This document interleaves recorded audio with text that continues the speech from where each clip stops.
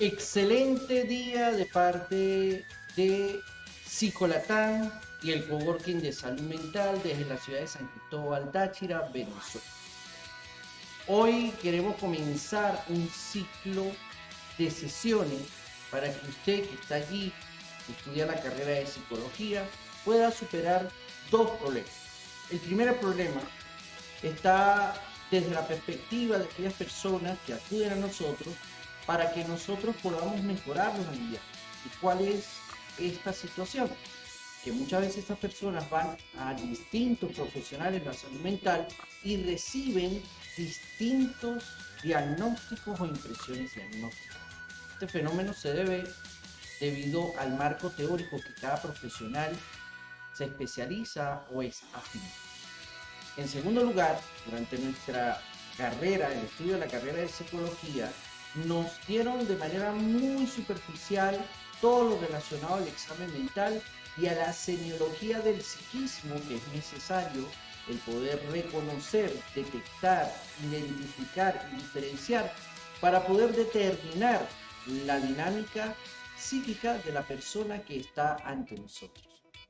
En búsqueda de resolver estas dos grandes problemáticas, queremos presentarles a todos ustedes lo que es el curso de profundización, análisis e interpretación para el diagnóstico de la psicología clínica, también conocido acá en Venezuela como el diplomado de diagnóstico. Hoy vamos a comenzar un grupo de 10 sesiones en este primer módulo donde les permitirá a ustedes el poder manejar esta amplia gama, este espectro de fenómenos mentales que van a determinar, influir o incidir en la salud mental de las personas.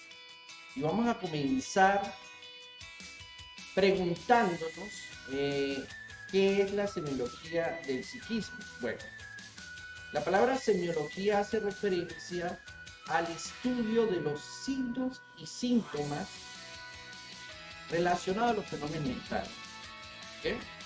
Discutiblemente partiendo siempre nosotros como profesionales de la salud mental de un modelo funcional de desarrollo. ¿Qué quiere decir esto, don Jimmy?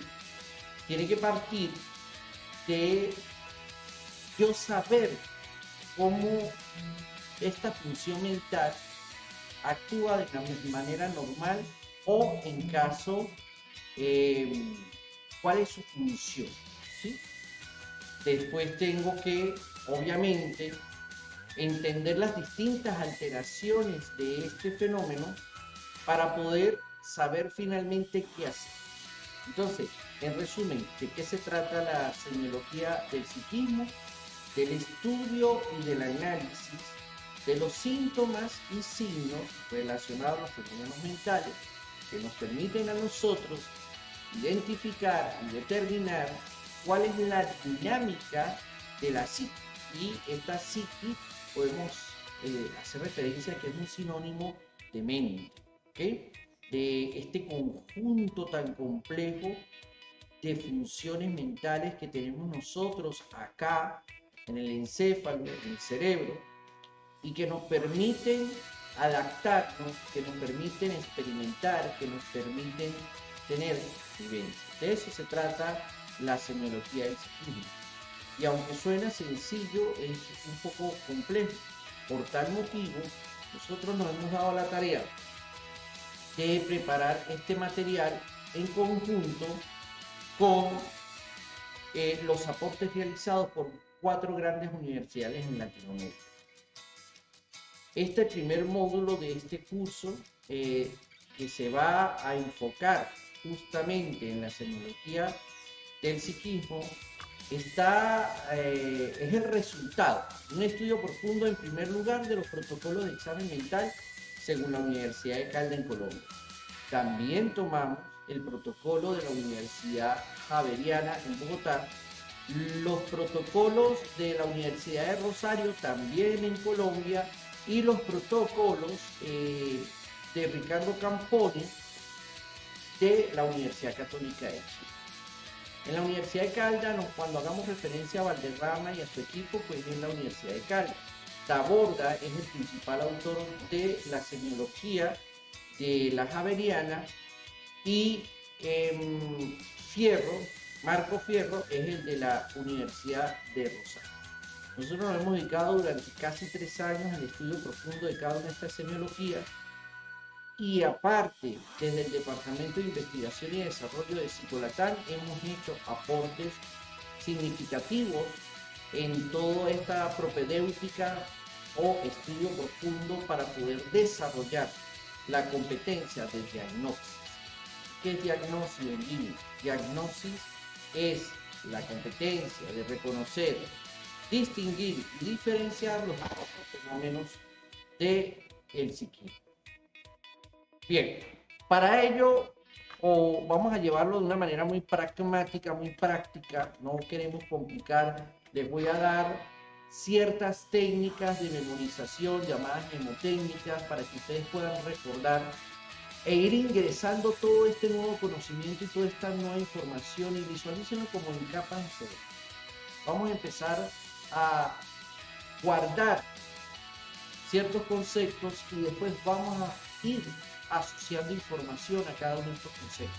Lo que están viendo en su pantalla, en este momento, perdón, para este lado, es el protocolo de evaluación de la Universidad de Cali. Ellos evalúan 10 dimensiones, las cuales nosotros corresponden a las 10 sesiones que vamos a estar compartiendo a lo largo de este curso con todos ustedes. Entonces, para podernos aprender este protocolo, lo vamos a aprender de la siguiente manera. Por favor, todos conmigo, les invito a que hagan esto y les aseguro que su memoria corporal va a comenzar a trabajar. En primer lugar, hagan con los dedos como si estuvieran haciendo pinzas al lado de los ojos. En segundo lugar, hagan con el dedo como si estuvieran señalando, ¿sí? Señalando a algún lado. Muy bien. Ahora, pasen la mano por frente suyo como si estuvieran mostrando todo su porte y toda su belleza. Después aplaudan como las personas con discapacidad auditiva. Después hagan un círculo sobre el pecho y hagan un corazón. Después tomen los dedos índice y tráiganlos desde la cabeza hasta la boca. Después tóquense con los dedos índice los ojos y con los pulgares los oídos. Después tóquense la frente. Después toquen como si estuvieran rociando agua hacia su rostro y ahora háganlo hacia afuera. Muy bien, pues dime por qué está haciendo todo esto. Lo que estamos practicando es una mnemotécnica que les va a permitir recordar con facilidad lo que es este protocolo. Bien. Cuando hablamos de las pinzas, estábamos hablando de estado de conciencia y dentro de un rato, cuando ya iniciemos la explicación de ello, van a ver por qué. El señalar, el apuntar, ¿bien? Hacia cualquiera de los lados es orientación. Está orientando, está situando, está ubicando. Cuando hace el movimiento es porte y actitud. El movimiento pensado es psicomotricidad. La esfera afectiva. El pensamiento que se vuelve expresión del pensamiento. Senso, percepción. Funciones mentales superiores. La introspección y la prospección. ¿Ya lo tienen? Pueden practicarlo, detener el video y practicarlo hasta que ya puedan realizar cada uno de los movimientos y poder mencionar cada uno de lo que está estipulado en el protocolo de Cantor, cada una de las dimensiones. Pero hace rato les comentaba que nosotros habíamos investigado y que también teníamos otro protocolo, y para ello les voy a mostrar el segundo protocolo, que es el protocolo de examen mental de la Universidad de Javeriana. Ellos lo que han hecho es que dividieron el examen en 4 grandes funciones: las funciones de relación, las funciones intelectivas, las funciones de la esfera afectiva o del humor y las funciones de síntesis. Y luego en cada una de estas funciones fueron agrupando las diferentes dimensiones. Por ejemplo, en las funciones de relación agruparon porte y actitud, aportaron conciencia y aportaron sueño. Don Jimmy, pero en Caldas no estaba el sueño. Es cierto, después vamos a tener una sesión especial para poder abordar este fenómeno tan significativo para todos los seres humanos. Pero como tenemos que hacerlo de manera pragmática, lo que queremos es que ustedes aprendan a hacerlo de manera pragmática, en este momento no lo vamos a abordar. Lo que son las funciones intelectivas, ahí van a conseguir lo que es la atención, la orientación, la memoria, la sensopercepción, el pensamiento y el lenguaje. Si se fijan, en Caldas, el pensamiento y el lenguaje fueron unificados en la expresión del pensamiento.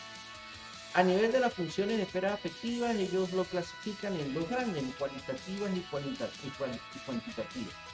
Ya más adelante las vamos a ir observando también. Y en las funciones de síntesis ellos ponen raciocinio y juicio, ponen inteligencia y ponen la conducta motor. Este es el protocolo javeriano. No le vamos a complicar mostrándole el protocolo de la Universidad de Rosario y la de la Católica, porque son muy similares. Cambian son las posiciones en las que ellos van haciendo y sobre todo el marco teórico que utilizan para abordarlo. Entonces, principalmente para todos ustedes debemos concentrarnos en el protocolo de Caldas y vamos a ir haciendo comparaciones con el protocolo javeriano. ¿Por qué, don? Resulta y acontece que el protocolo de la javeriana tiene una carga orgánica mucho más grande. ¿Cómo así, dime? Bueno, porque fue un libro que aborda y sus acompañantes son médicos principalmente y fue desde todo un enfoque de la medicina y hace explicaciones excelentes de cada uno de los fenómenos desde la fisiología. ¿Okay? Caldas, aunque también son psiquiatras, pero se fueron más a la parte pragmática, más al día a día, a una sala de urgencia, a consultas externas, y nos permitieron simplificar sin perder la calidad del análisis de la semiología. Es una de las pequeñas diferencias que hay. ¿Por qué, don Jimmy, estamos abordando distintas semiologías? Porque a lo largo de mi carrera he conocido psicólogos y psiquiatras que se han tomado, los psiquiatras sí porque sí tienen que verlo como materia, los psicólogos en los pensus de las carreras que he conocido no es obligatorio el profundizar en la semiología psiquiátrica, pero las veces que he podido conversar con colegas de la salud mental, siempre hace referencia de que han aprendido desde un solo protocolo. A veces ni siquiera me pueden identificar cuál es la fuente del protocolo, si no era un resumen que conseguí o nos lo dieron en la universidad y ya. ¿Okay? Y es importantísimo nosotros como profesionales que estamos en nuestra práctica está basada en la ciencia, tener la capacidad de argumentar la fuente, de que es algo que no hemos inventado, que no salió de la nada, para permitir que las personas puedan corroborar nuestras competencias, puedan corroborar que realmente dominamos el tema. ¿Okay? Entonces, hasta aquí, ¿de qué hemos hablado? Hemos hablado de que vamos a estudiar durante 10 sesiones lo que es la semiología psiquiátrica, que le permite desarrollar una competencia de diagnóstico, de reconocer, distinguir, diferenciar la dinámica del psiquismo de un ser humano que está acudiendo a nosotros desde la perspectiva de la clínica, y que para ello tengo que generar el tan famoso examen mental que me permite a mí identificar en distintas dimensiones cuáles son los modelos funcionales que están en normalidad o en línea de normalidad, cuáles pueden estar presentando algún tipo de alteración, vulnerabilidad o compromiso, y que esté relacionado con el motivo de consulta que está trayendo, para que finalmente, después de un diagnóstico, las impresiones diagnósticas y todo un protocolo de evaluación psicológica que también vamos a estar compartiendo en un futuro a través de psicolatan.com, poder determinar, poder diagnosticar, poder llegar a una conclusión, por qué le pasa y cuáles son sus causales, y cuáles son sus agravantes, cuáles son sus atenuantes, cuáles son sus factores, agentes, determinantes, influyentes, incidentes, situacionales, circunstanciales, todo lo que es lo maravilloso de la psicoevaluación.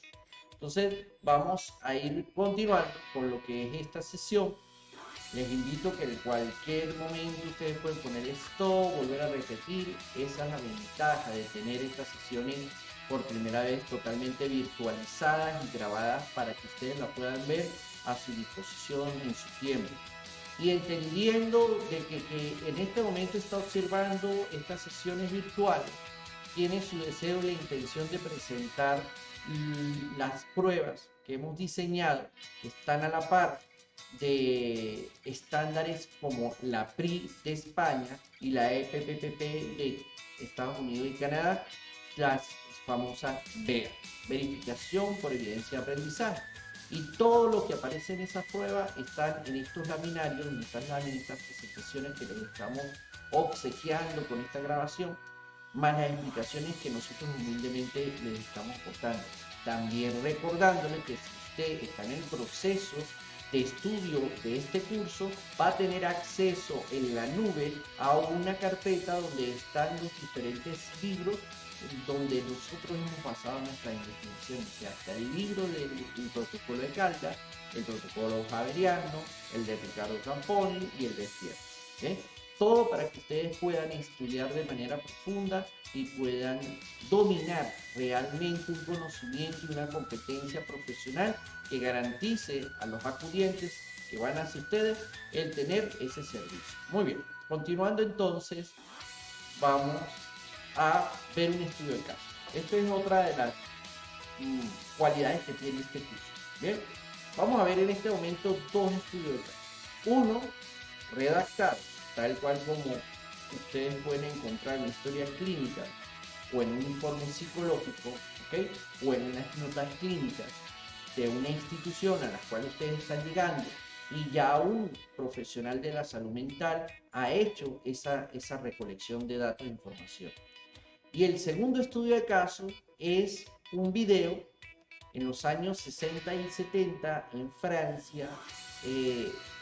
Filmaron casos reales en un instituto psiquiátrico de salud mental y de reposo, y eso para nosotros ha sido maravilloso porque nos permite observar y escuchar y para poder analizar e interpretar los diagnósticos que estas personas tenían y eran referencia en estos videos.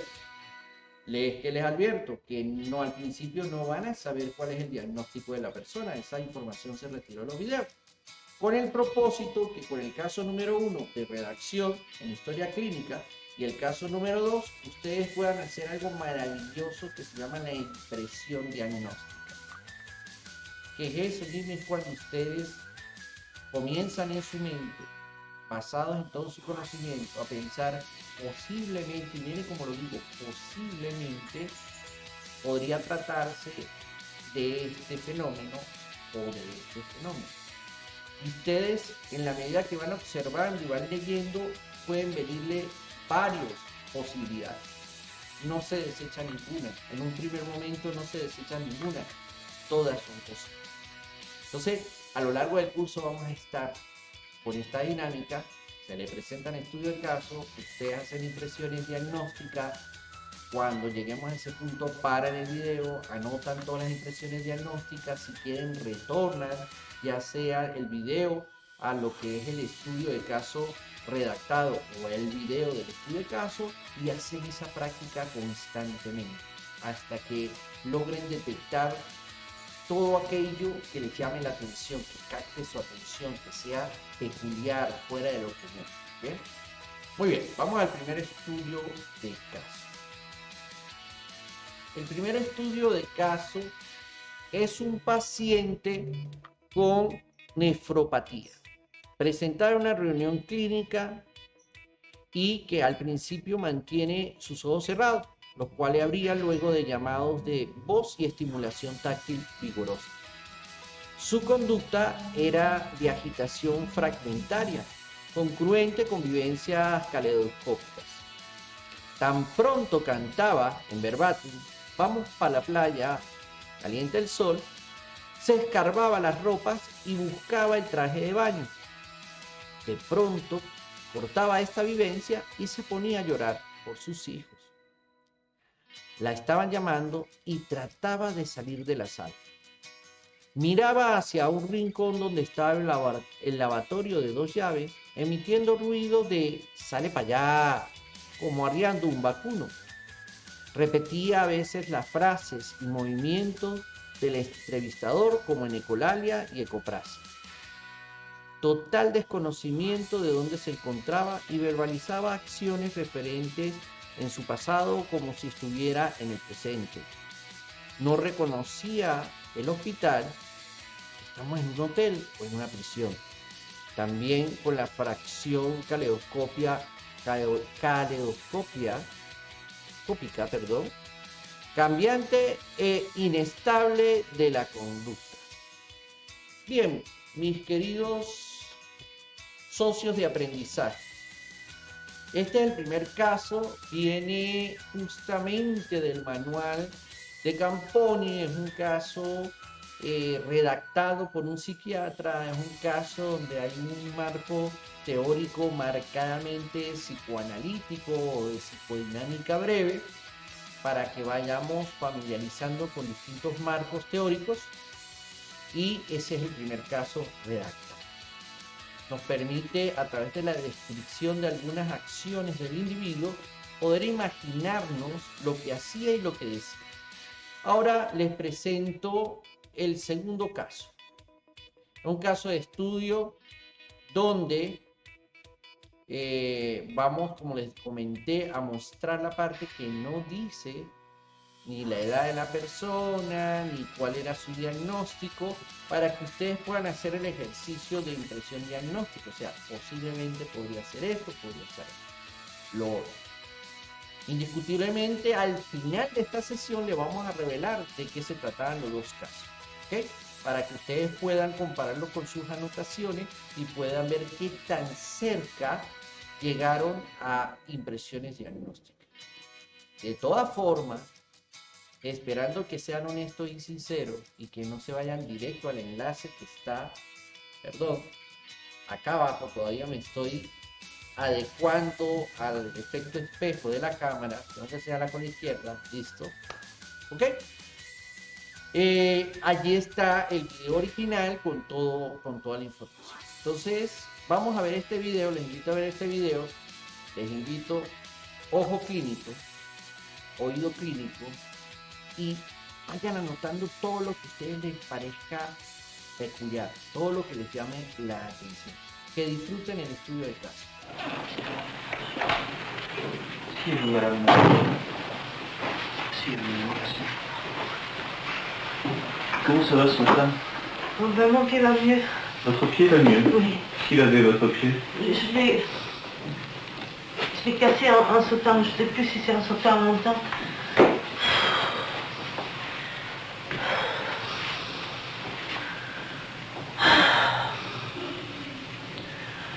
Marie-Lou. Qui est Marie-Lou? Ah, j'en sais rien. J'ai dû regarder dans ce livre. 1965 avant ou après. Préfixe, préfiguré.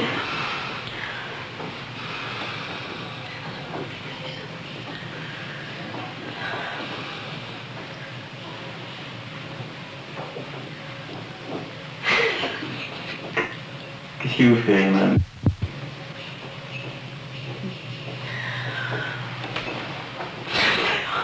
Vous avez peur? De quoi avez-vous peur? Je suis comme Saint-Thomas. Tenez.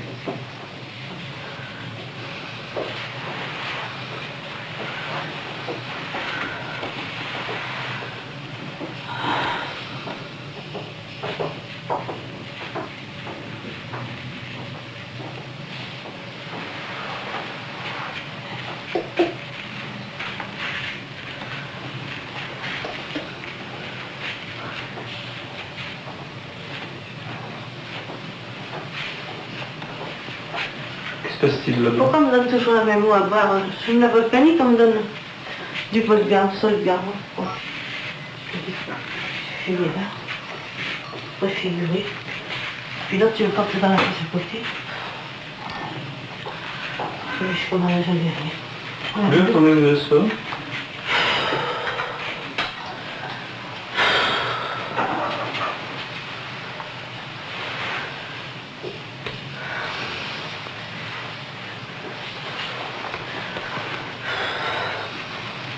Retournez près de votre chaise.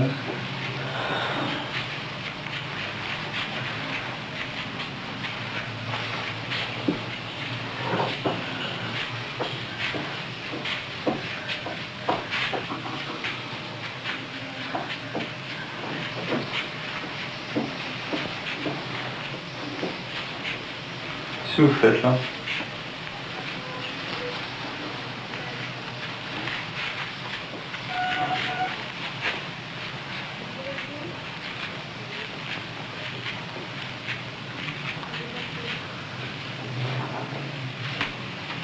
Qu'est-ce que vous cherchez, Cotigny?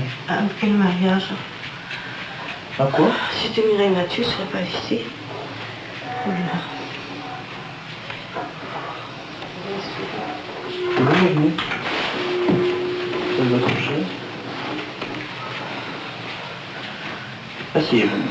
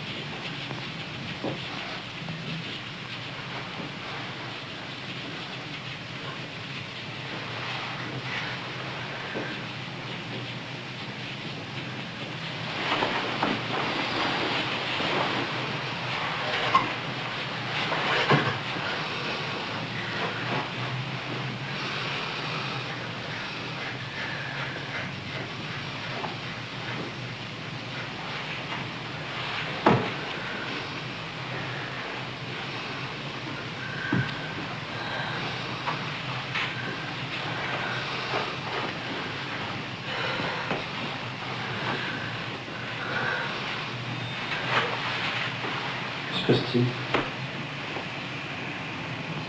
C'est midi ou minuit? À votre avis? Hein? À votre avis, c'est midi ou minuit? J'en sais rien, j'ai peur, moi, Vous avez peur de quoi? de Médicis. Peur d'ici? Médicis. Peur de Médicis? C'est l'histoire de quoi? De France ou de... Ils viennent ici. Ils viennent ici. Sur un Franco. Franco à trop chaud. Qui est Franco?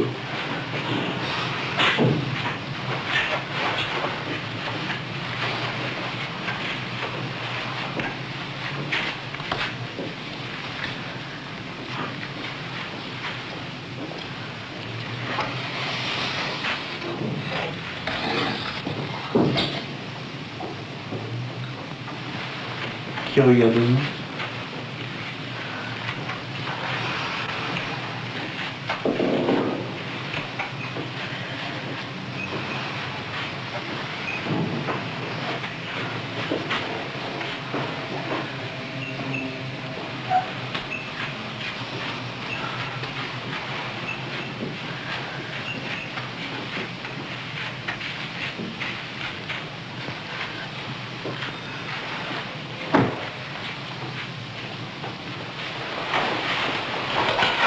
Il faut un seul.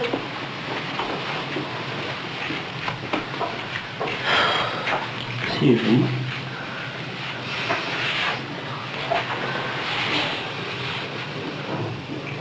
Qu'est-ce que c'est que ça? C'est une tournesol. Il y a une éclipse. Non, une orage. Mais quand il y a 5, j'aurais dû mourir. Comme ça, je ne reviendrai pas ici.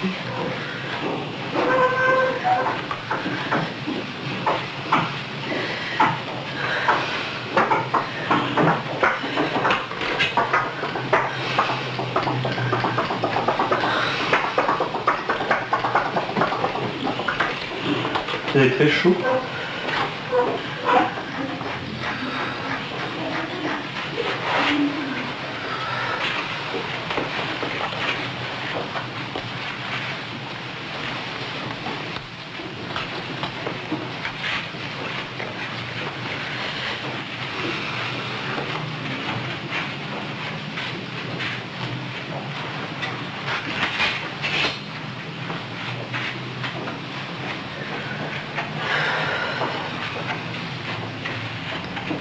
Pas pensé, oui, madame.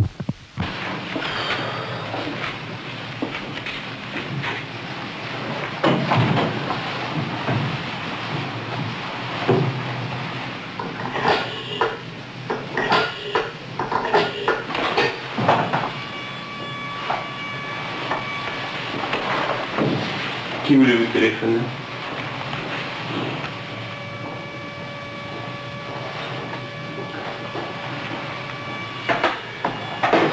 Oui, ce téléphone.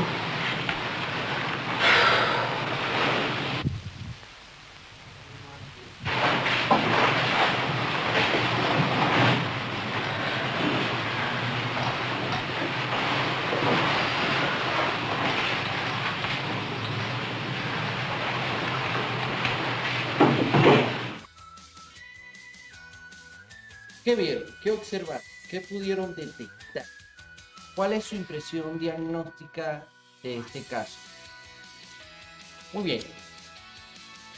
Si recordamos el protocolo de Caldas, podemos empezar a tener ciertas ideas, ¿no? La persona estaba despierta, la persona estaba orientada, sabía dónde estaba, sabía el tiempo, sabía quién era la persona que lo estaba entrevistando.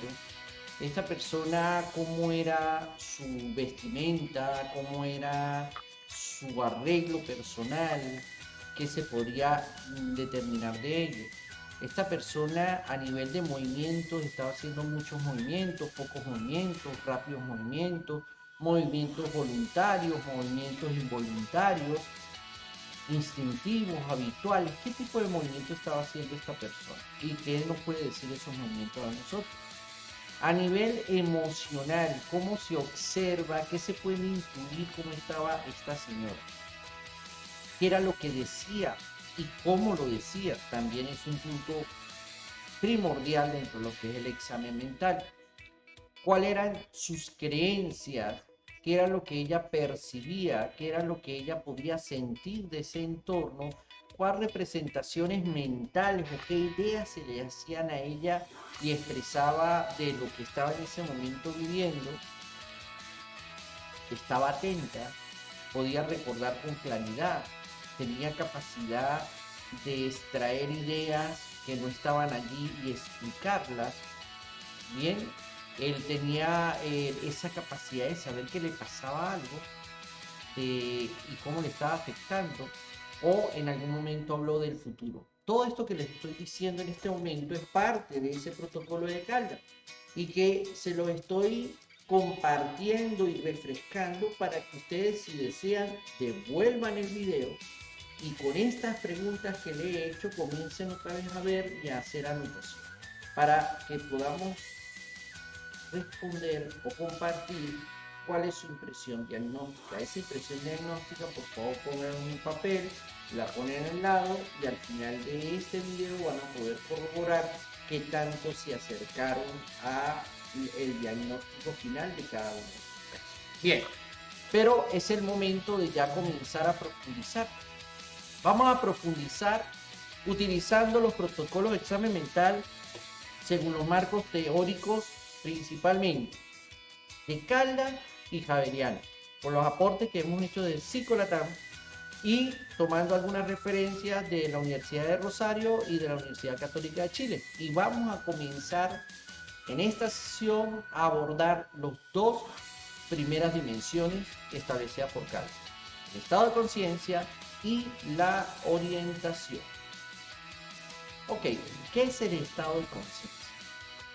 ¿Qué es la conciencia? Es más, ¿cómo se escribe la conciencia? ¿Se escribe con S o sin S? Porque deben ustedes ya haber notado que se puede escribir de las dos formas, pero ¿a qué conciencia está haciendo referencia? Y tenemos que explicar un poquito esto para poder entender qué es lo que vamos a evaluar, qué es lo que vamos a analizar, qué es lo que vamos a estudiar. La conciencia es una integración cortical. ¿Qué quiere decir esto? Que distintas partes de la corteza de nuestro cerebro tienen funciones diferentes y que cuando estas funciones comienzan a combinarse, comienzan a trabajar con un propósito determinado, ya sea el dar una respuesta a una demanda del ambiente, ya sea el poder tomar una decisión, ya sea el poder recordar algo, eso hace que todas estas funciones que están en distintas áreas de nuestro encéfalo, de nuestro cerebro, se integren. Se integren lo que está pasando en el hemisferio derecho con lo que está pasando en el hemisferio izquierdo, que se comuniquen a través del cuerpo calloso, y allí es donde, en todos lados y en ninguno específico, aparece el fenómeno de la conciencia. Esa es la importancia semiológica de esta primera dimensión. Y hay una importancia también, que la conciencia está conectada con la atención, está conectada con la memoria, está conectada con las emociones, está conectada con el aprendizaje, está conectada con el lenguaje, está conectada con lo que sabemos, está conectada con lo que hacemos. Ya la conciencia está integrada a todo. Entonces, cualquier alteración que podamos detectar en la conciencia indiscutiblemente va a tener una repercusión en otras funciones mentales, sean básicas, como la sensopercepción, la atención, la memoria, la emotividad y la motivación, o sean de orden superior, donde ya conseguimos aprendizaje, lenguaje, noxia, praxia y las funciones ejecutivas, ¿okay? Entonces, y las habilidades activas. Vean que la conciencia realmente compete con todo. Entonces, ¿qué es la conciencia como tal?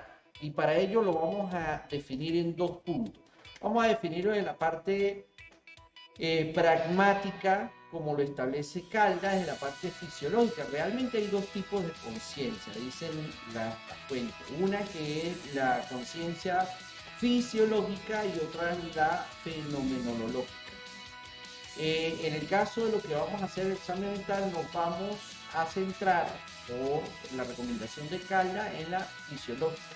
Y esta etapa, este tipo de conciencia tiene dos fases: la fase de alerta o vigía, o cuando estamos despiertos, que tiene unas connotaciones tremendas con algo que se llama el sistema activador reticular ascendente, el famoso SARA, ¿bien? Y también con lo que es nuestro tallo reactivo. Todos esos dos componentes juegan un papel muy importante en lo que es esa fase de estar alerta, vigía o despierto.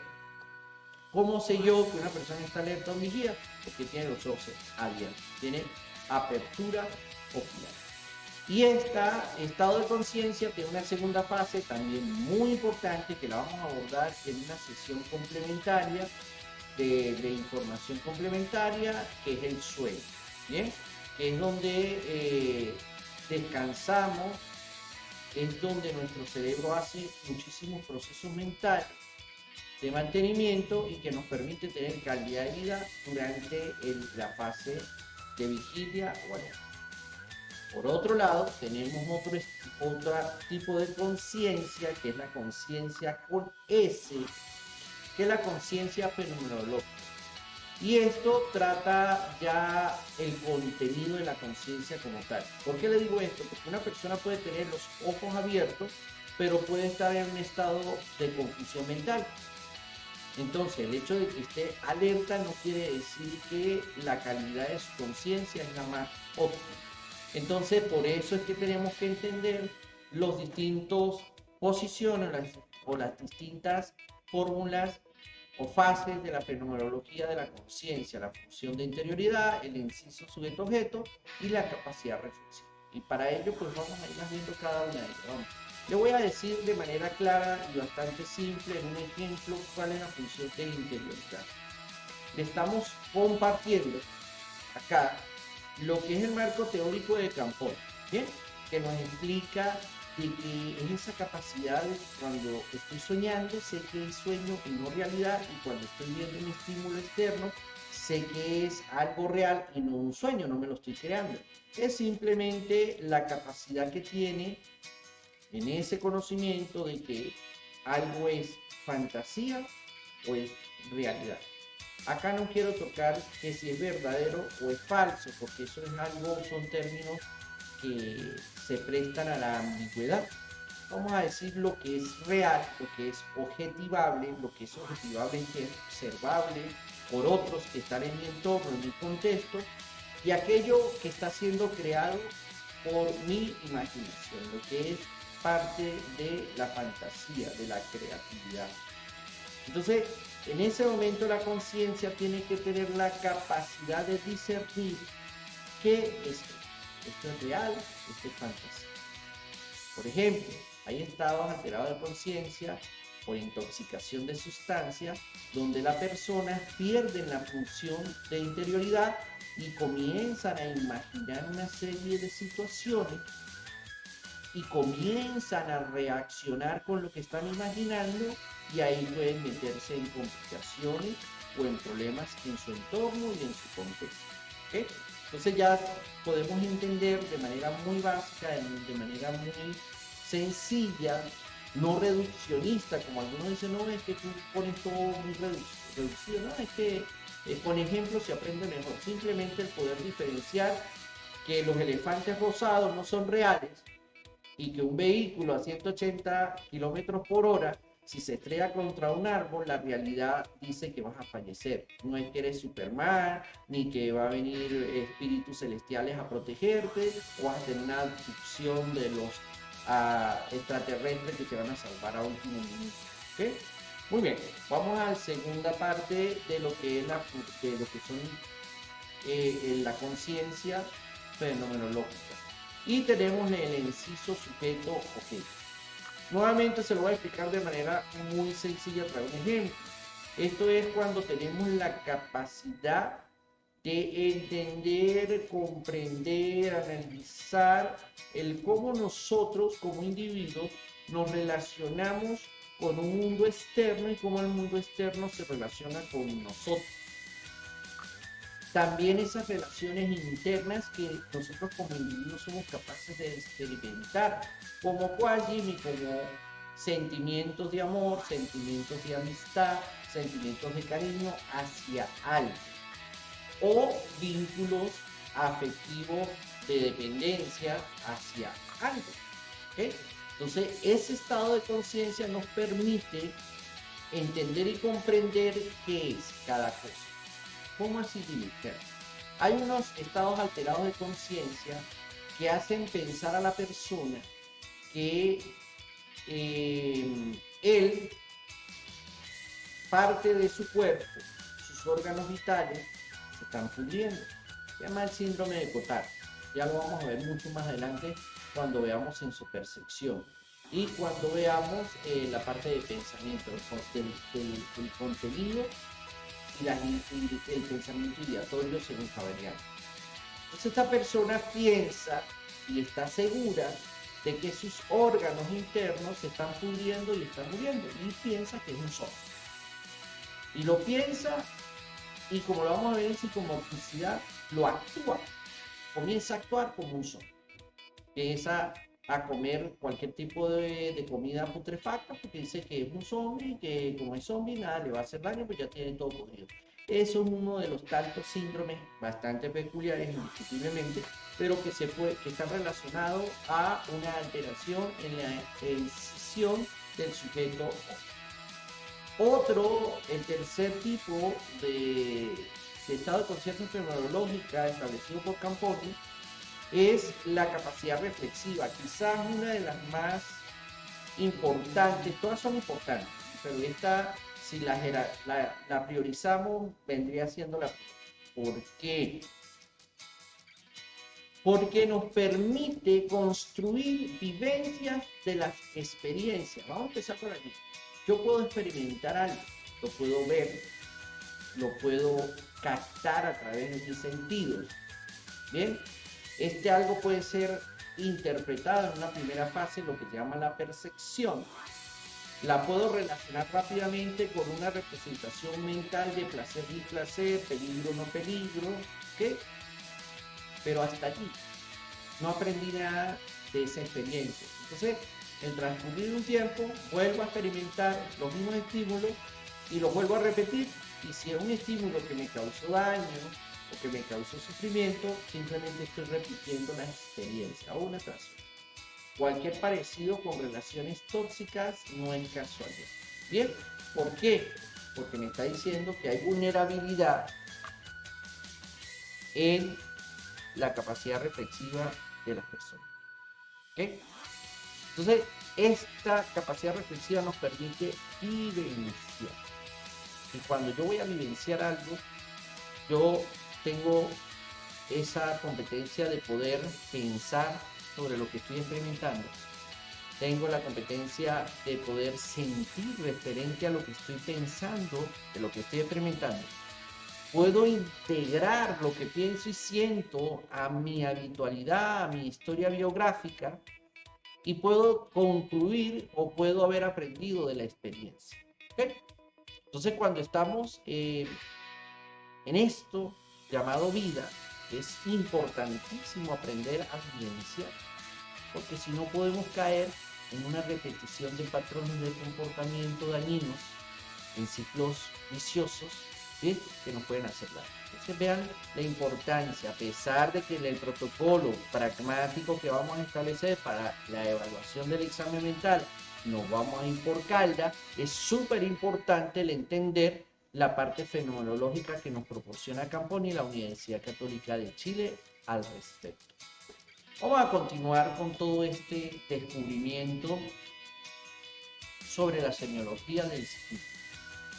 Y ahora sí, vamos a empezar a ver cuáles son las alteraciones relacionadas al estado de conciencia. Bien, tomando en consideración las alteraciones tanto propuestas por la Universidad de Caldas como javerianas. En algunas de ellas están insertas conocimiento y aporte de las demás universidades, pero vamos a concentrarnos en este primer momento en esta.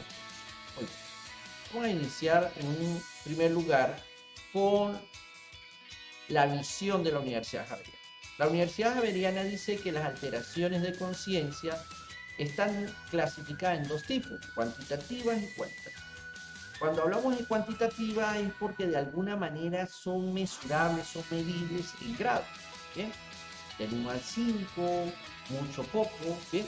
Y la parte cualitativa es la calidad del fenómeno.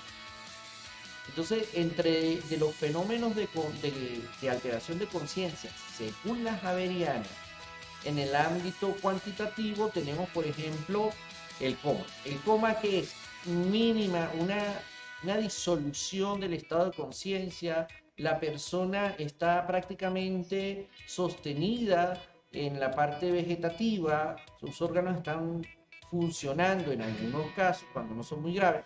Bien, o sea, entonces toda su capacidad motriz de habla, de lenguaje, de hacer, está al mínimo. Entonces podemos encontrar estados de coma superficial o profundo, pero eso Caldas ya no lo va a definir mucho más. También tenemos un estado de conciencia cualitativo que se llama obnubilación. ¿Qué es esto? Esto lo voy a decir como un ejemplo. Es como cuando ustedes van en una carretera en el día, pero cae una neblina muy espesa. La obnubilación es cuando no podemos pensar con claridad. Hay cierta neblina, hay como unos velos que nos impiden ver todas las opciones, todas las alternativas, todas las consecuencias, los efectos de lo que estoy pensando. También tenemos un estado cuantitativo de hipervigilancia. Es cuando una persona está extremadamente alerta y eso hace que esté captando muchísimos estímulos prácticamente al mismo tiempo. Véanlo como cuando han visto alguna película, para no tocar susceptibilidades, si conocen a alguien que ha consumido sustancias del tipo cocaína, heroína. Sí, que se ponen muy hiperactivos, se vuelven muy agitados, todo lo quieren ver, todo lo quieren sentir. Eso es la hipervigilancia. También tenemos el estado de letargo, que es cuando el pensamiento se vuelve dificultoso, se vuelve lento, se vuelve como cuando nosotros estamos saliendo de la etapa de sueño, cuando nos despiertan o nos despertaban para ir al colegio o a la escuela de pequeño y éramos capaces de decir 5 minuticos más y nos volvíamos a quedar dormidos. Bueno, eso es un letargo. Y también está el estado de estupor. Ya el estado de estupor requiere, para poder nosotros hacer la apertura ocular, de estímulos muy vigorosos, incluso dolorosos, para poder salir, abrir los ojos, conectarnos con el mundo exterior, y aún así podemos estar poco claros en lo que estamos pensando. Esos son los 5 alteraciones que nos presenta Javeriana, con algunos aportes indiscutiblemente de la Universidad de Chile a nivel cuantitativo. Ahora, las alteraciones de estado de conciencia o de alerta o de vigía cuantitativa, vamos a empezar con el delirio. El delirio no es una mezcla, es un cóctel, porque vamos a encontrar allí obnubilación, vamos a encontrar estados de confusión mental, vamos a encontrar alteraciones comportamentales, y es el delirium con M. Bien, pero algo que a ustedes les va a ayudar a saber si una persona, un individuo, está pasando un episodio de delirio, es que se está presentando hipertérmica. ¿Qué quiere decir eso? El signo patronómico, o sea, el signo que dice sí porque sí es delirio, es porque la persona tiene fiebre. ¿Ok? Es un estado que está muy relacionado a estados de personas que, por ejemplo, están sufriendo de meningitis, de estados de mucha fiebre, de intoxicaciones, de alteraciones a nivel hormonal. Es fuerte. Tenemos por otro lado las alteraciones de confusión mental, donde la persona pues está en estado de perplejidad, no piensa con claridad, o sea, es otro que presenta obnubilación. La persona, las reacciones muchas veces no son congruentes con el entorno, ni el contexto, ni el estímulo que está generando, y también un estado alterado de conciencia. Por otro lado tenemos los estados orinoides. Los estados orinoides llevan su nombre porque la persona está como en un estado, lo que les comentaba hace rato, en el letargo, que es como un estado donde estoy soñando despierto. Es esa sensación cuando estoy a punto de quedarme dormido o cuando me estoy recién despertando, que hago las cosas y las hago casi de manera, percibirían las personas de manera voluntaria, pero no son tan congruentes con el entorno. ¿Sí? Hay algo que no cuadra allí, entonces la persona está literalmente soñando despierto. ¿Okay? Vamos a ponerlo de esta manera. Ya para aquellos que les encantan aprenderse los conceptos al calete y tal cual como está en un libro, vuelvo y les recuerdo, todos estos libros están en la carpeta del canon bibliográfico de este curso y está en acceso de ustedes cuando así lo requieran, y siempre y cuando pues sean participantes activos del proceso de verificación de evidencias de aprendizaje de Psico-Latam. Continuamos entonces. Tenemos otro tipo de alteración de conciencia que son los estados crepusculares. Los estados crepusculares, literalmente la persona tiene los ojos abiertos, tiene coherencia parcial las acciones que está tomando, pero está en automático. Está en un estado totalmente automático. ¿Ok? Y generalmente cuando salen de estos estados crepusculares no recuerdan, entran como una anexia selectiva y no recuerdan lo que hicieron. Parecen como si estuvieran sonámbulos. La gente le dice, no, es como si estar sonámbulo.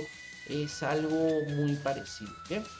Y después tenemos alteraciones en el yo corporal, como lo son la anosognosia, que es la incapacidad de introspección. O sea, la persona puede ser que tenga una fractura de pierna y va a decir, yo no tengo nada.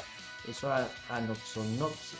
Es incapacidad de tener introspección, de saber que le está pasando algo, por qué le está pasando, cómo le está impactando y qué tiene que hacer para mejorarse. Bien, tenemos otros fenómenos como la asomatognosia, que es la incapacidad de reconocer, diferenciar e integrar las diferentes partes del esquema corporal. O sea, no reconozco un brazo, mi brazo, no reconozco mi pierna. Eso se llama alteración del yo corporal. Tenemos otra muy curiosa, hoy en día pocas veces uno tiene la oportunidad de presenciarlas o que se las reporten, como la autoscopia. ¿Qué es eso? La autoscopia es ver el propio cuerpo pero a una distancia. ¿Sí? Es como una despersonalización. Es como una alucinación para algunos. Bien. También tenemos las anoxias dentro de las alteraciones del yo corporal, pero anoxias parciales. ¿Qué es una anoxia? Empezando por ahí, que es la pérdida o incapacidad de reconocer objetos o personas. Pero cuando hablamos de anoxias parciales, estamos hablando de, por ejemplo, la asteroagnoxia, que es la incapacidad de reconocer lo que tocamos. O toco un objeto y entonces no sé qué es. ¿Bien?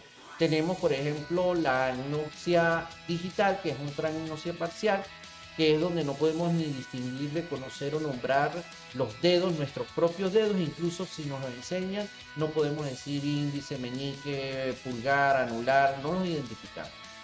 Tenemos otro tipo de agnosia parcial que se llama prosopagnosia, que es donde no logro reconocer o se me dificulta reconocer mi propio rostro o cara de familiares. Esto hay un artista, hay un actor estadounidense llamado Brad Pitt que es muy famoso porque padece de esta condición. Y hay otra condición también bastante rara, poco percibida en el mundo de la clínica, sobre todo si logran estar en instituciones donde hayan casos de trastorno del espectro esquizofrénico. Es posible y que la persona no se esté adheriendo a su medicación, es posible que puedan tener la oportunidad de escuchar esta referencia, que es la paraproxopia. ¿Qué es la paraproxopia? La persona se queda observando el rostro de otro ser humano o el suyo mismo en un espejo y al principio lo ven normal. Pero con el paso del tiempo, en minutos, comienza a ver cómo este rostro se va distorsionando, se va volviendo grotesco, las orejas se ponen desproporcionadas, la textura de la piel, o sea, hay una metamorfosis en su conciencia del rostro que está observándose a través de un espejo, sea el suyo propio o incluso de otras personas, y eso es terrorífico, ¿no? Nada más imaginarlo pueden hacerlo. Bueno. De la Javeriana, estas son, y de las funciones de relación, que acuérdense que ellas dentro de la Javeriana están acompañadas del sueño y del porte actitud, dicen que hay 10. Muy bien. Ahora vamos a ver cuál es la propuesta que nos da la Universidad de Caldas.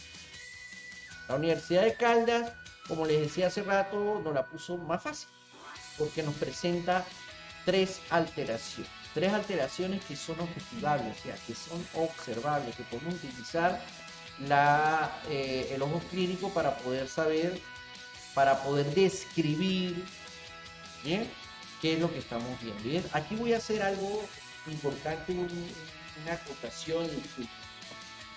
Hay 2 autores llamados Punch y Posner que hablan que en la semiología lo recomendable es utilizar una doble forma de registro. ¿Qué es eso? Por un lado, un registro que es bastante minucioso, que es describir exactamente qué es lo que estoy observando. ¿Okay? Y por otro lado, lo que se llama la caracterización semiológica. O sea, puedo utilizar los dos, lo recomendable es utilizar los dos. Describo lo que estoy observando y le coloco la caracterización semiológica, o sea, el término técnico del fenómeno que estoy observando. Entonces, dime, ¿qué pasa si no me recuerdo del término técnico? Describa. Por ejemplo, si ustedes llegan y ven a una persona que está haciendo esto, ustedes pueden describirlo, aunque no saben qué término, sus manerismos, ¿sí? Si es otro de los fenómenos psicomotrices que no le quiero adelantar todavía, ¿okay? Una estereotipia, ¿sí? Y entonces ustedes describen el sujeto estaba haciendo con las manos movimientos circulares como si estuviera enrollando algo, que es distinto a que yo haga este movimiento, ¿ok? Entonces, de aquí en adelante, sobre todo lo que es en el registro de los fenómenos que vamos a observar ante cada uno de los estímulos que nosotros hagamos para evaluarlos, por ejemplo, para evaluar el estado de conciencia, ¿cómo lo evalúo yo? porque tiene los ojos abiertos. Recordemos que Calda propone la parte fisiológica. Si tiene los ojos abiertos, está en alerta, está en vigilia. No estamos valorando en este momento la calidad de los pensamientos, la calidad de la conciencia, porque para eso tenemos las demás dimensiones, sobre todo la expresión de pensamiento, que es la que nos va a decir qué está pasando allí, cuáles son sus creencias y la parte de las funciones mentales superiores. Para eso tenemos estas dos dimensiones para profundizar. Acá es ver si la persona tiene apertura ocular. Los rescatistas, la gente de Protección Civil en Venezuela dice que una persona inconsciente se debe presumir inmediatamente que está grave, y es algo que es real. Entonces, Caldas que nos propone 3 tipos de alteraciones que podemos observar. En primer lugar está la observación de somnolencia. ¿Qué es la somnolencia? La persona, ante el estímulo de voz, yo la llamo, está con los ojos cerrados.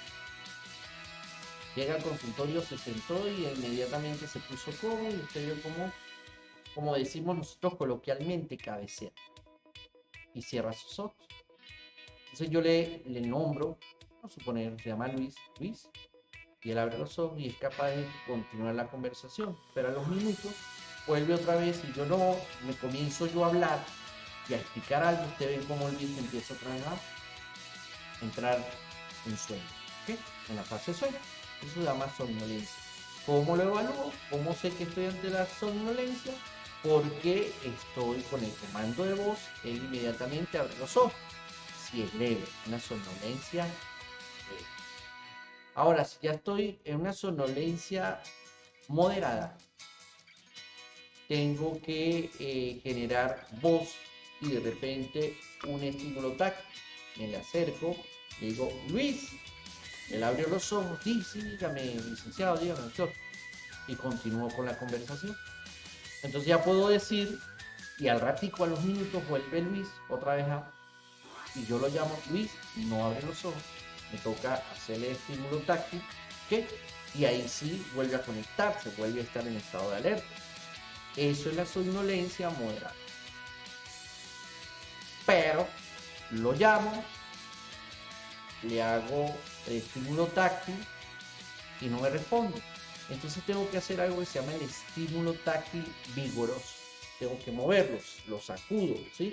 ¡Hey, Luis! Y lo sacudo, lo agarro y él ahí se abre los ojos. Ahí estamos ante un nivel de somnolencia grave. ¿Ok? Entonces, puedo estar ante una persona que de manera involuntaria sus ojos se cierran y puedo evaluarlo a través de el estímulo, la respuesta al estímulo que estoy haciendo. Si es voz, si llega con apertura ocular y no la cierra, o sea, pestañea, porque todas las personas pestañamos, pero no entra en fase de sueño, está normal, está alerta, vigila. ¿Y cómo lo voy a redactar en la historia clínica en ese apartado llamado examen mental? Vamos a suponer que Luis tiene 25 años. Masculino de 25 años, punto. Alerta, punto. O en vigilia. Con eso, ya la persona que esté leyendo, como lo vieron en el estudio de caso, va a saber que durante la entrevista la persona tenía apertura ocular. Masculino, 25 años, en estado somnolencia moderada. Quiere decir eso, que la persona se le cerraban los ojos y yo tenía que hacer un estímulo táctil para que los abriera.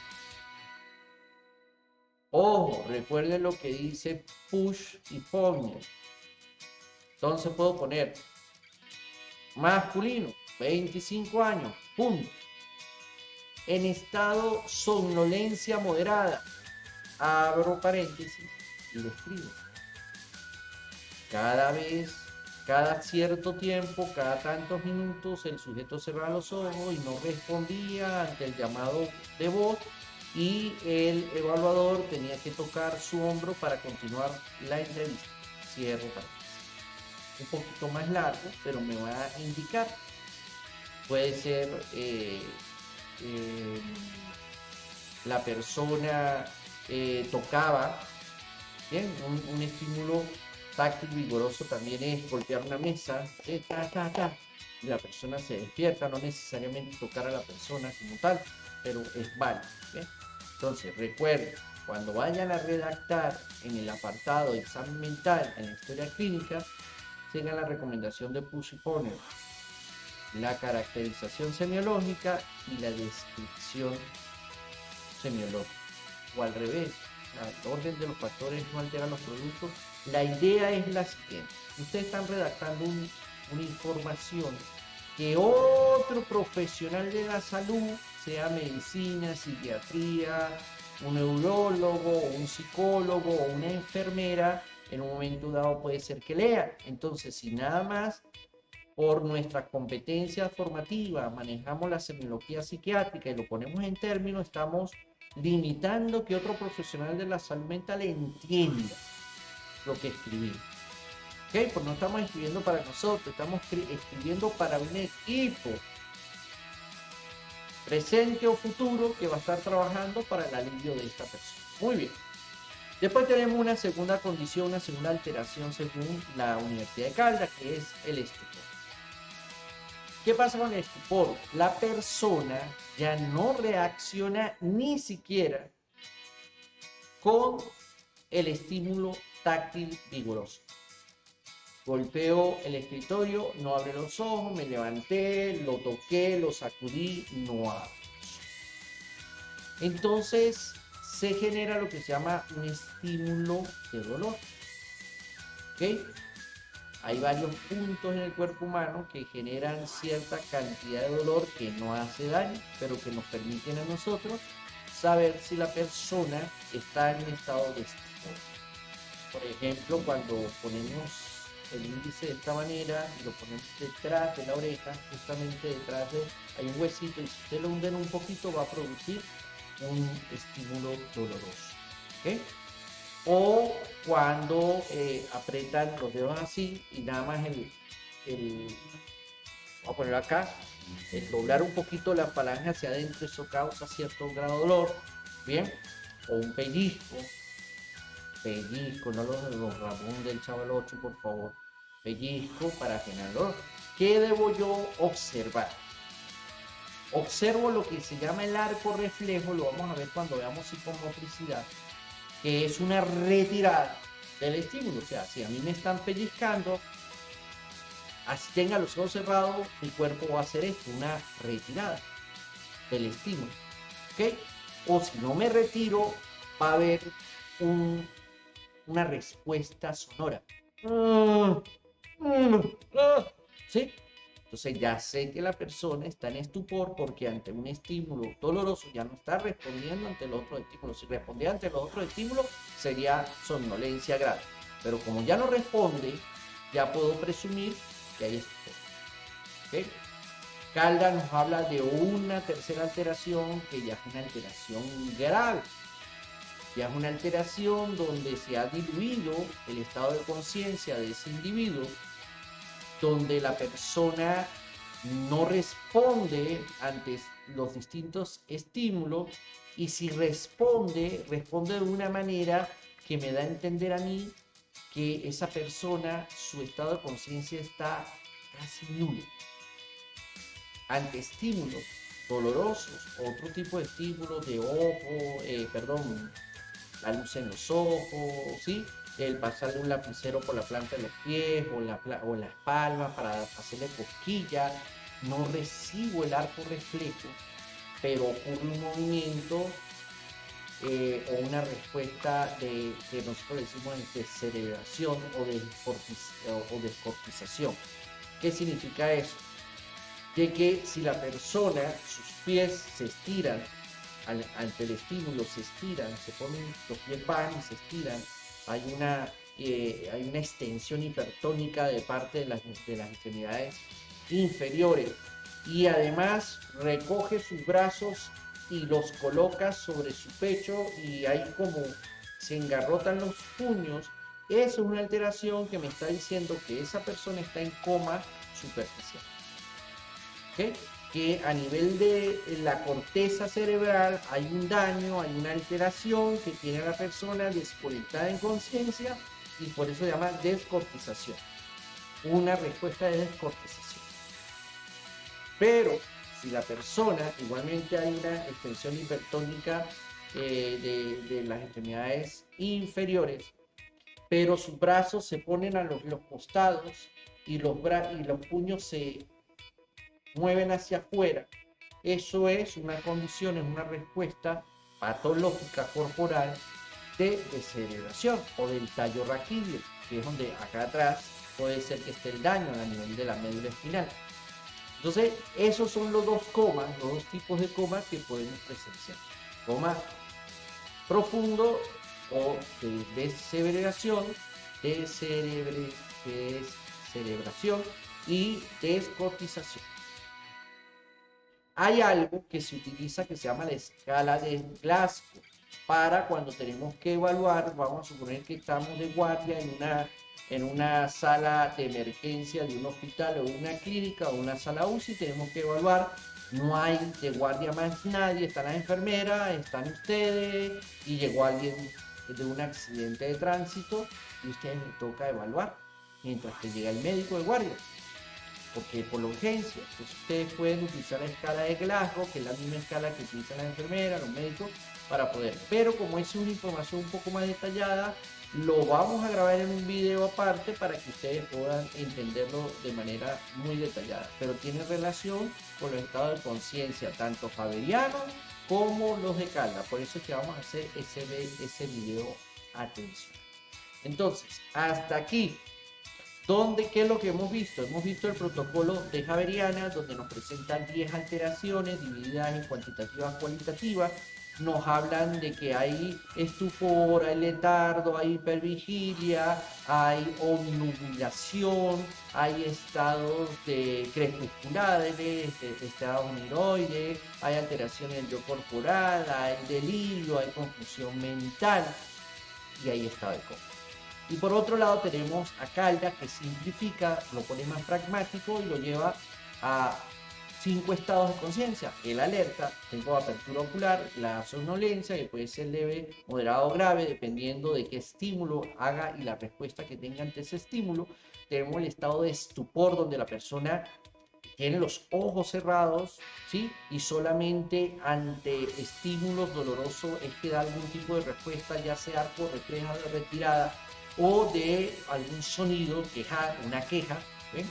O sea, también véanlo así, culturalmente es cuando decimos está desmayado. Entonces, cuando una persona está desmayada y usted le hace un estímulo doloroso, ustedes pueden determinar si está en estado de estupor según la Universidad de Cali. Y el estado de coma. Muy bien, entonces seguimos avanzando. Y vamos a avanzar a la segunda dimensión, que es la orientación. Recuerde, la primera en la mnemotécnica era apertura ocular. Se abren o se cierran los ojos. ¿Ven? Ahora vamos a ver la de señalar. Señalar, porque estamos buscando de que la persona esté orientada. Ahora, ¿qué es la orientación como tal? Bien. Acá tienen distintas definiciones, conceptualizaciones, pero se la voy a resumir en un ejemplo más práctico. Una persona está orientada cuando tiene conocimiento de sí mismo, del entorno, del contexto, aquí y en el ahora. La persona es capaz de ubicarse en el presente y situar sus pensamientos en un futuro o situarlos en el pasado. Eso es estar orientado. Tiene una relación muy estrecha con la memoria, o lo que nosotros llamamos la historia biográfica de la persona. ¿Por qué? Porque me establece recuerdos y evocaciones que están directamente relacionadas a mi identidad. ¿Ok? Hay algo particular. Generalmente cuando hay un estado de conciencia alterado, la orientación también puede estar vulnerada, mas no siempre. Cuando encuentro a una persona desorientada, su estado de conciencia tiene que estar, sí porque sí, alterado. ¿Ok? Entonces, bien, Por ejemplo, ¿cómo así, Jimmy? Bueno, cuando una persona ha consumido bebidas alcohólicas, puede perder momentáneamente o totalmente recuerdos de dónde está, recuerdos dónde está su casa, recuerdos con quién vino, recuerdos de qué hizo. Puede perder la capacidad de comprender cuánto tiempo ha pasado por allí, y eso indica que la persona está desorientada. Puede en un momento dado y tiene ya 3, 4 horas en el bar o en el sitio donde está bebiendo, y de repente llega y se queda viendo y le empieza a decir a la persona dónde está el baño, y él ya ha ido a veces al baño. Esos son procesos de desorientación, ¿ok? Y todos tienen que ver con la memoria. Entonces, y además la historia biográfica. ¿Cómo así? Sí, porque si yo le pregunto a una persona, digo una cosa, ¿dónde nació usted? No recuerdo. ¿Y en qué fecha nació usted? No recuerdo. Okay. ¿Cómo se llamaba su papá? No recuerdo. ¿Cómo se llamaba su mamá? No recuerdo. Pero no recuerda porque es que es adoptado o lo dejaron en adopción y él no sabe cómo se llama su papá. Les voy a dar una advertencia, una observación. Tienen que tomar en cuenta de que la desorientación ocurre cuando hay rupturas biográficas. O sea, cuando ya la persona no está haciendo lo habitual, pero si es habitual que la persona no sepa quién es su mamá y su papá porque fue adoptado, no lo tomen como una alteración. ¿Sí? Entonces, en resumen, ¿qué es la orientación? Es el conocimiento que yo tengo de mí mismo, de mi identidad y de mi entorno, lo que es el ambiente en donde estoy, del contexto, aquí, en el ahora, en tiempo y espacio. Eso es la orientación de manera sencilla de entender. Ahora, ¿cuáles son las alteraciones que están relacionadas a la orientación? Vamos a ver cada una de ellas, y con ellas nos vamos a ver y con que estamos combinando las zonas. Estamos combinando las alteraciones que nos presenta Javeriana y las de Caldas en una sola. Bien. Porque coinciden, una coincide y la otra amplía. Javeriana, dice que hay 3 tipos de desorientación: la desorientación autopsíquica, la alopsíquica y la global. Y que la autopsíquica es toda la relacionada cuando una persona no es capaz de ubicar o situar información directamente relativa a él. Fecha de nacimiento, lugar de nacimiento, nombre de los padres, dónde vive, lugar de residencia, cómo llegó acá, qué tiempo le tomó llegar acá, por qué calle. Sí, él no sabe. Su nombre. Y están la alopsíquica, o sea, autopsíquica es mi propio psiquismo, mi propia mente. Alopsíquica, alo significa desde afuera, lo que está afuera de mi psique. Entonces ahí tenemos 4 tipos de desorientación alopsíquica. Tenemos la desorientación alopsíquica de tiempo, cuando la podemos medir diciéndole a la persona aproximadamente, ¿sabes qué hora es? En este momento, está ubicando. Estamos en la mañana, estamos en la tarde, qué día de la semana estamos, qué mes estamos, qué año estamos, ¿sí? Qué tiempo aproximadamente ha pasado desde que llegaste y en esta entrevista. O sea, todo eso estamos evaluando lo que es ese factor de tiempo. Está el factor geográfico. El factor geográfico es la información relacionada a, por ejemplo, decir en qué parte de la ciudad estás, para llegar acá, cómo hiciste para llegar, por dónde transitaste, por dónde te metiste. Todo eso es la parte geográfica. El decirle, por favor, señálame por dónde sale el sol y por dónde se oculta el sol. Eso es parte del factor geográfico. Tenemos otro factor que es particular, porque cuando se encuentran alteraciones allí, tenemos que meter lupa porque están muy asociadas a deterioros neurocognitivos. ¿Bien?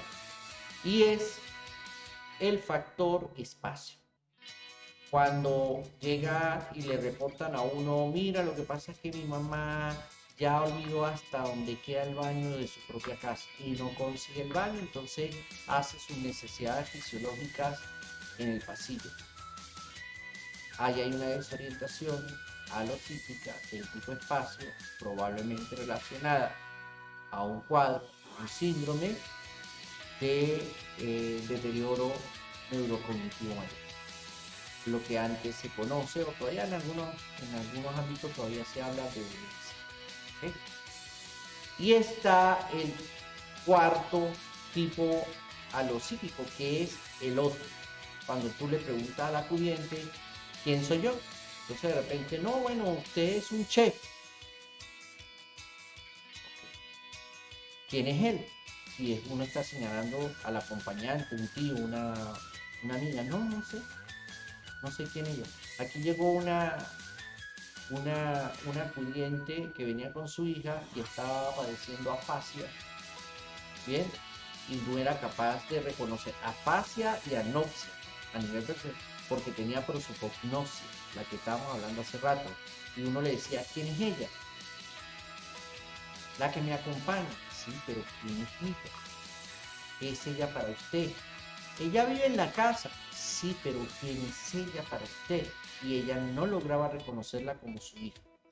Entonces ahí hay una prosopagnosia, que está una afasia, porque no sabe. Tenía afasia también, y recuerdo que tenía afasia porque le mostrábamos los lentes y le decía, ¿qué objeto es este? Y la persona decía, eso sirve para leer, sí, pero ¿cómo se llama?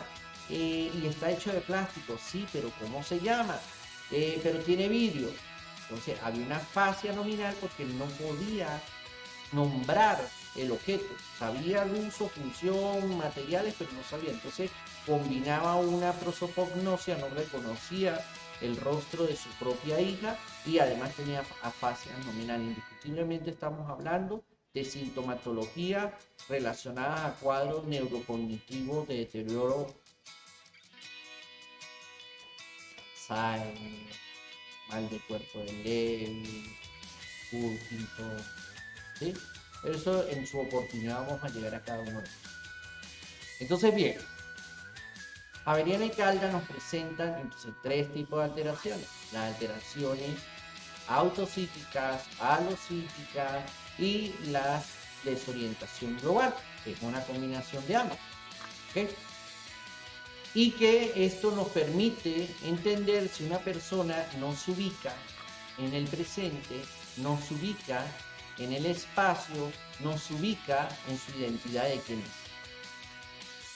Si vemos si una persona no sitúa en el tiempo, en el futuro, pasado, presente, no vemos si la persona puede captar, percibir el paso del tiempo, porque por ejemplo hay en el caso neurocognitivo de deterioro por enfermedad de Alzheimer, hay momentos en que la persona no ubica de que está acá, que tiene 84 años, sino que actúa y se comporta como si tuviera 15. Y comienza a llamar a su papito y a su mamita y a personas que convivían con ella cuando era de 15 años. Entonces ahí vemos una desorientación global muy comprometida, porque es alopsíquica y autopsíquica. Ya casi finalizando, mis estimados, y como les decía hace rato, lo prometido es deuda. ¿De qué se trataban los dos estudios de casos que empezamos el día de hoy? El primer caso, que fue el caso presentado por Camponi, que la señora que tenía las vivencias caleidoscópicas, ¿sí? Es un caso de trastorno orgánico de personalidad por afección médica. ¿Cómo lo sabía? Acá que decía paciente con nefropatía. Nefro significa del sistema de los riñones, de la parte de los riñones, nefro. Patía, enfermedad, y de una lo estaba diciendo, era una mujer con padecimiento de nefropatía.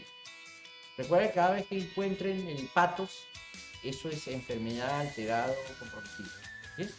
Y hay que también empezar a leer un poco sobre la semiología neuronal, sobre la semiología vascular, sobre la semiología del metabolismo, sobre la semiología endocrina, porque aunque nosotros no somos médicos, tenemos que tener esas informaciones para poder reconocer si el comportamiento que estamos observando es simplemente un efecto directo de un padecimiento médico, como en el caso de la señora.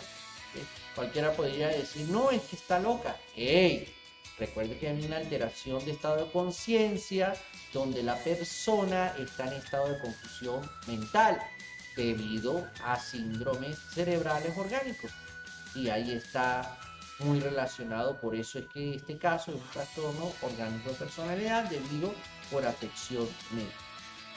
El segundo, el de la señora del video, bien, y se hicieron su tarea allá en su casa, pararon el video, comenzaron a registrar todo lo que les llamó la atención, cuando la señora agarró la etiqueta y la transformó, y cuando se sentó en el escritorio, y cuando se acercaba, don Jimmy, porque ella se acercaba a la cámara, porque estaba en un consultorio donde había un vidrio polarizado, donde ella no sabía que la estaban filmando, pero le llamaba la atención el espejo, como ellos lo ven, el cómo ella revisaba las paredes, se sentaba, sentía calor, no sentía calor, todos esos detalles debieron haberlo empezado a registrar para que vayan practicando lo que es la redacción en historia clínica, la redacción de examen mental y la redacción en informe psicológico. Señores, por mi parte no queda más que agradecerles el que estén disfrutando, el que estén consumiendo algo que nos llena de muchísimo orgullo desde Psicolatán, cuna de la psicología transdisciplinaria en Latinoamérica, de que ese esfuerzo de diseñar, de investigar esta propedéutica que nos permita el poder hacer un análisis, una interpretación de los diagnósticos en la psicología clínica, el que nos permita junto con los demás módulos de este diplomado, el que tener esta especialidad de diagnóstica, el que tengamos estas competencias de diagnosis, de poder reconocer, distinguir y diferenciar los distintos estados alterados y líneas de normalidad de las personas, y que podamos diagnosticar con mayor precisión, porque un diagnóstico cambia una vida, señores. Cambia la vida de la cliente, cambia la vida de las personas, de sus familiares, y pueden cambiarle la vida a ustedes por un falso positivo o una mala praxis, como ya hemos escuchado en muchísimas ocasiones. Desde Psicolatán lo que los invitamos es a seguir en el siguiente video, donde estaremos abordando las dos siguientes dimensiones. Resumo: estado de conciencia, orientación, porte y actitud, psicomotricidad, esfera afectiva, expresión del pensamiento, senso-percepción, funciones mentales superiores, introspección, prospección. Ahí tienen el protocolo, y les prometo que al finalizar todos estos videos, más que ustedes estudien y cuando reciban el cuestionario vean donde están todas las preguntas que aparecen en la prueba BEA, para que ustedes con este material, con este video, más los audios que están en la nube, más los libros canónicos, puedan estudiar a su ritmo y puedan tener una certificación, no un cartón, un certificado avalado por una prueba que tiene estándares a nivel de Colombia, las pruebas EFI, que tiene estándares con el método Feynman, que tiene estándares con PRIS de España, que está a los niveles de estándares de la EPPP de Estados Unidos y Canadá, y que se está haciendo aquí en Venezuela y orgullosamente en el estado Táchira. Muchísimas gracias por toda su atención, y que mis pensamientos, mi palabra y mi corazón se hagan acción con todos ustedes.